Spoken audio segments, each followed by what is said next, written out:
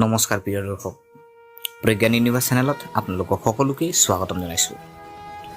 আশা কৰোঁ আপোনালোক সকলো সুস্থ সবল আৰু ভালে আছে।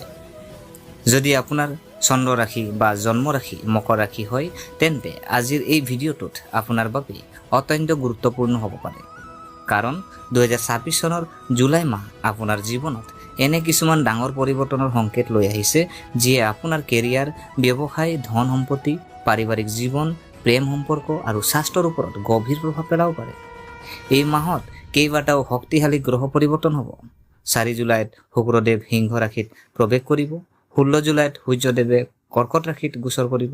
ইয়াৰ ফলত শুক্ৰাদিত্য ৰাজযোগ, গজকেশৰী ৰাজযোগ আদি শুভ যোগ গঠন হ'ব, যিয়ে বহু মকৰ ৰাশিৰ জাতক জাতিকাৰ বাবে উন্নতি, সন্মান, ধন লাভ আৰু নতুন সুযোগ কঢ়িয়াই আনিব পাৰে। আনহাতে 27 জুলাইত শনিদেৱে বক্ৰী হোৱাৰ পিছত কিছুমান বিষয়ত অলপ সাৱধানতা অৱলম্বন কৰাটো অতি প্ৰয়োজন হ'ব। যদি আপুনি বহুদিন ধৰি চাকৰিত পদোন্নতিৰ অপেক্ষাত আছে, নতুন চাকৰি বিচাৰি আছে, ব্যৱসায় সম্প্ৰসাৰণৰ পৰিকল্পনা কৰিছে বা ধনৰ সমস্যাৰ পৰা মুক্তি বিচাৰিছে, তেন্তে এই মাহটো আপোনাৰ বাবে বিশেষ গুৰুত্বপূৰ্ণ হ'ব পাৰে। কিন্তু এই মাহত কেৱল শুভ খবৰেই নহয়, কিছুমান ক্ষেত্ৰত সাৱধান থাকিবলগীয়া সময়ো আহিব। সেয়েহে কোনো সময়ত কি সিদ্ধান্ত ল'ব লাগে আৰু কি কামৰ পৰা আঁতৰি থাকিব লাগে সেই বিষয়ে জানি লোৱাটো অতি প্ৰয়োজন। গতিকে আজিৰ এই ভিডিঅ'টোত আমি জানিম জুলাই মাহত আপোনাৰ কেৰিয়াৰ কেনে থাকিব, ব্যৱসায়ত লাভ হ'ব নে নহয়, ধনৰ আগমন কেনেকুৱা হ'ব, প্ৰেম আৰু বৈবাহিক জীৱনত কি পৰিৱৰ্তন আহিব, স্বাস্থ্য কেনে থাকিব, লগতে মাহটোক অধিক শুভ কৰি তুলিবলৈ কোন সহজ জ্যোতিষীয় উপায় অৱলম্বন কৰিব পাৰে। সেয়ে ভিডিঅ'টো একেবাৰে শেষলৈকে চাই থাকিব, কাৰণ শেষৰ অংশত মই এনে এটা বিশেষ উপায় জনাম যিটো নিয়মিতভাৱে কৰিলেহে বহু বাধা আঁতৰি যোৱাৰ লগতে ভাগ্যৰ দুৱাৰো মুকলি হ'ব পাৰে। তেন্তে আৰু সময় নষ্ট নকৰি আৰম্ভ কৰোঁ আহকচোন। মকৰ ৰাশি 2026 চনৰ জুলাই মাহৰ সম্পূৰ্ণ মাহেকে ৰাখিব। প্ৰিয় দৰ্শক, প্ৰথমে এই মাহত গঠন হোৱা প্ৰধান গ্ৰহ যুগৰ বিষয়ে আলোচনা কৰা যাওক। 4 জুলাইত শুক্ৰই সিংহ ৰাশিত প্ৰৱেশ কৰিব, যাৰ ফলত বিত্তীয় বিষয় আৰু বিনিয়োগ সম্পৰ্কীয় কাম কাজ ত্বৰান্বিত হ'ব। 16 জুলাইত সূৰ্যই কৰ্কট ৰাশিলৈ প্ৰৱেশ হ'ব। ইয়াৰ দ্বাৰা শুক্ৰাদিত্য ৰাজযোগ আৰু গজকেশৰী ৰাজ্যৰ সৃষ্টি হ'ব, যিবোৰক সন্মান, ধন সম্পত্তি, সফলতাৰ বাবে শুভ বুলি গণ্য কৰা হয়। ইফালে মিথুন ৰাশিত গঠন হোৱা ভদ্ৰ ৰাজযোগে কৰ্মক্ষেত্ৰতো বুদ্ধিমত্তা, সিদ্ধান্ত গ্ৰহণ আৰু লাভালাভ কঢ়িয়াই আনিব। অৱশ্যে 27 জুলাইত মীন ৰাশিত শনি ৰেট্ৰগ্ৰেড হ'ব, গতিকে মাহৰ শেষ সপ্তাহত চিন্তাশীল সিদ্ধান্ত লোৱাটো অধিক লাভজনক হ'ব। প্ৰিয় দৰ্শক, এতিয়া জানো আহক যে কেৰিয়াৰ আৰু চাকৰি। এই মাহে আপোনাৰ কেৰিয়াৰত ইতিবাচক ফলাফল কঢ়িয়াই অনা যেন লাগে। যদি আপুনি নিয়োজিত হয়, তেন্তে আপোনাৰ কামৰ শলাগ লোৱা হ'ব। আপোনাৰ ঊৰ্ধ্বতন বিষয়াসকলে আপোনাৰ কামত সন্তুষ্ট হ'ব আৰু আপোনাক নতুন দায়িত্ব অৰ্পণ কৰা হ'ব পাৰে। এই দায়িত্বসমূহৰ বাবে ভৱিষ্যতে পদোন্নতি আৰু দৰমহা বৃদ্ধি হ'ব পাৰে। যদি কোনো গুৰুত্বপূৰ্ণ প্ৰকল্প দীৰ্ঘদিন ধৰি বাকী আছে, তেন্তে জুলাই মাহত সম্পূৰ্ণ হোৱাৰ সম্ভাৱনা বৃদ্ধি পাব। চৰকাৰী চাকৰিৰ বাবে প্ৰস্তুতি চলোৱা সকলেও তেওঁলোকৰ কঠোৰ পৰিশ্ৰমৰ ইতিবাচক ফল দেখিবলৈ পাব। যদি আপুনি চাকৰি সলনি কৰাৰ কথা চিন্তা কৰিছে, তেন্তে মাহৰ দ্বিতীয়াৰ্ধত অধিক অনুকূল হ'ব।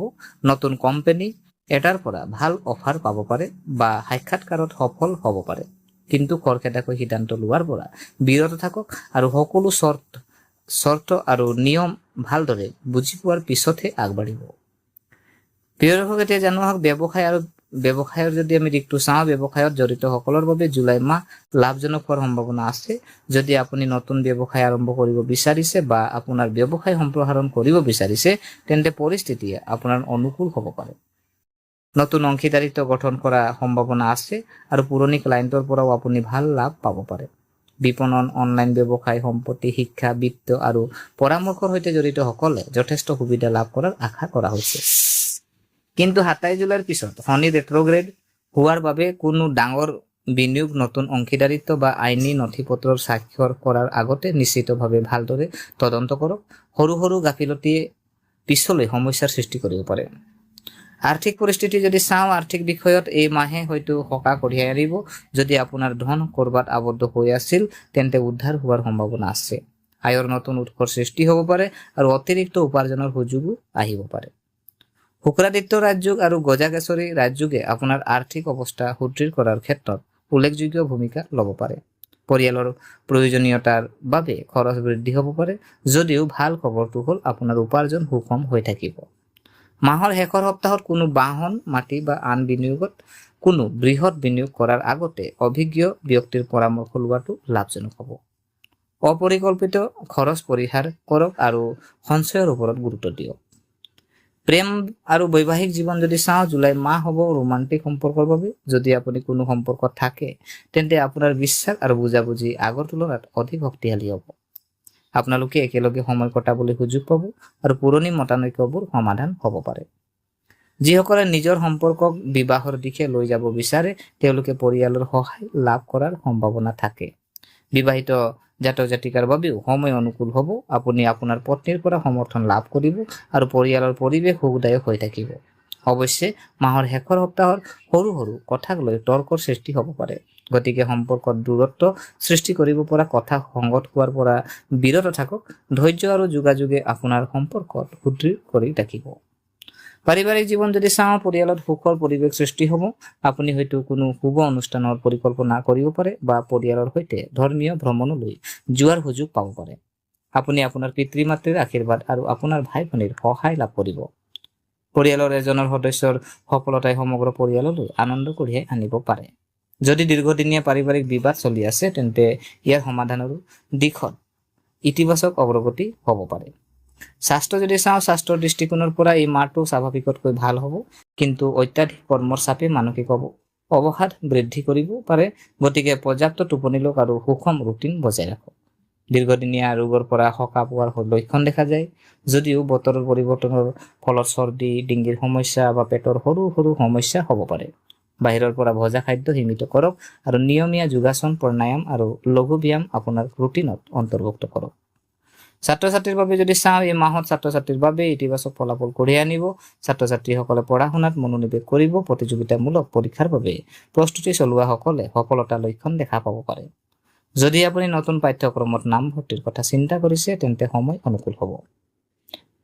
যিহেতু প্ৰথমতে আমি কৈছিলো কিছু প্ৰতিকাৰৰ কথা ক'ম, তো প্ৰতিকাৰ আপোনাৰ কৈছে যে যদি আপুনি জুলাই মাহত শুভ ফলাফল আৰু অধিক শক্তিশালী কৰিব বিচাৰে তেন্তে প্ৰতি শনিবাৰে শনিদেৱক পূজা কৰক। এজোপা আঁহৰ গছৰ তলত সৰিয়হ তেলৰ বন্তি জ্বলাই আটকজনক সহায় কৰক। নিয়মিতভাৱে ভগৱান শিৱক পূজা কৰক। এই প্ৰতিকাৰে মানসিক শান্তি আনিব পাৰে আৰু আপোনাৰ কামত বাধা হ্ৰাস কৰিব পাৰে। মুঠতে 2026 চনৰ জুলাই মাহটো মকৰ ৰাশিৰ বাবে অগ্ৰগতি, আৰ্থিক শক্তি, কেৰিয়াৰৰ উন্নতি আৰু মধুৰ সম্পৰ্কৰ মাহ বুলি প্ৰমাণিত হ'ব পাৰে। অৱশ্যে মাহৰ শেষ সপ্তাহত খৰখেদাকৈ সিদ্ধান্ত লোৱাৰ পৰা বিৰত থাকক। যদি আপুনি ধৈৰ্য, বুজাবুজি আৰু ইতিবাচক মনোভাৱেৰে আগবাঢ়ি যায় তেন্তে এই মাহে আপোনাৰ বাবে বহুতো উল্লেখযোগ্য কৃতিত্ব কঢ়িয়াই আনিব পাৰে। প্ৰিয় দৰ্শক, যিহেতু আমি আলোচনা কৰিলো মকৰ ৰাশিৰ আজি আপোনাৰ গোটেই মাহটো জুলাই মাহৰ মাহেকীয়া বিশদ ৰাশিফল, গতিকে আশা কৰিছো আপোনালোকে ভিডিঅ'টো চাই ভাল পালে। যদি এই ভিডিঅ'ই আপোনাক কিঞ্চিত মানুহ লাভান্বিত কৰিলে তেনেহ'লে ভিডিঅ'টো লাইক এটা কৰিব আৰু যিমান পাৰে পৰিয়ালবৰ্গ, বন্ধু বান্ধৱীৰ লগত ভিডিঅ'টো শ্বেয়াৰ কৰক আৰু কমেণ্ট বক্সত জয় শুক্ৰদেৱ আপোনালোকে কমেণ্ট কৰিব আৰু ক'ৰ পৰা আপোনালোকে ভিডিঅ'টো চাই আছে কাইণ্ডলি আপোনালোকৰ নিজৰ জেগাডোখৰ নাম, জিলাৰ নাম আপোনালোকে কমেণ্ট কৰিব। আৰু আমাৰ চেনেলটো যদিহে আপোনালোকে এতিয়ালৈকে ছাবস্ক্ৰাইব কৰা নাই, অনুগ্ৰহ কৰি এনে ৰাশিফলৰ ভিডিঅ' পাই থাকিবৰ কাৰণে আমাৰ চেনেলটো ছাবস্ক্ৰাইব কৰি আমাক উৎসাহিত কৰিব বুলি আশা থাকিলে পুনৰ লগ পোৱাৰ প্ৰতিশ্ৰুতিৰে আজিলৈ বিদায় মাগিলোঁ। ধন্যবাদ।